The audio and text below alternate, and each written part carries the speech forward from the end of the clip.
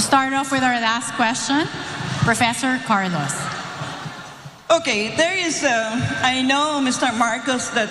Professor Carlos, I know you're gonna love me for this. You're wearing your sunglasses again. Ay, sorry again.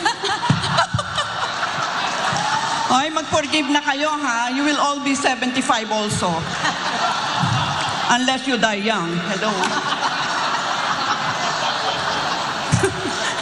Humirit pa yan.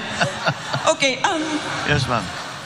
I have a sense that this will be the last time I shall interact with you in a venue like this. So, let me introduce something which I have tested in my class on elites in politics. And this involves moving into an area called predicting leadership decision-making.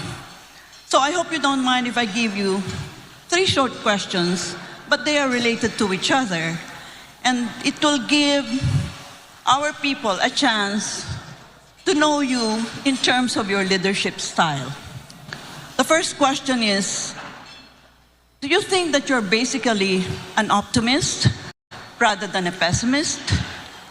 Number 2, do you think you are basically a high-risk taker rather than a low-risk taker? You'll notice the 2 are related.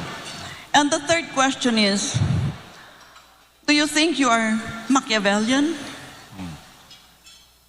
Well, the first question is if I'm an optimist or a pessimist. I'm essentially an optimist. And the reason I'm essentially an optimist, because especially when we talk about the country, we are optimists. I am optimistic because our biggest asset is the Filipino people. And I try to be very objective about it, ma'am. I have traveled all over the world. I have not met a better people than Filipinos in every possible way. Am I a risk taker or not?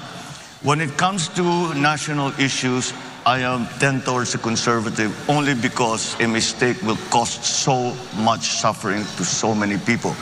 In other words, you have to be very careful with the decisions you make.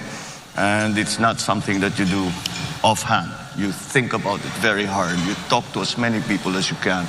And you make absolutely certain that you have done everything that you can possibly do to make whatever your plan is, to make it work. Am I Machiavellian? Well, I've studied him quite thoroughly. And I know very many Machiavellians in my life. But Is it Machiavelli in terms of taking every means to produce an end? Not the other Machiavellian, you know, the bad Machiavellian. Well, certainly. We have to be aware of everything that is going to help whatever it is that you are hoping to achieve.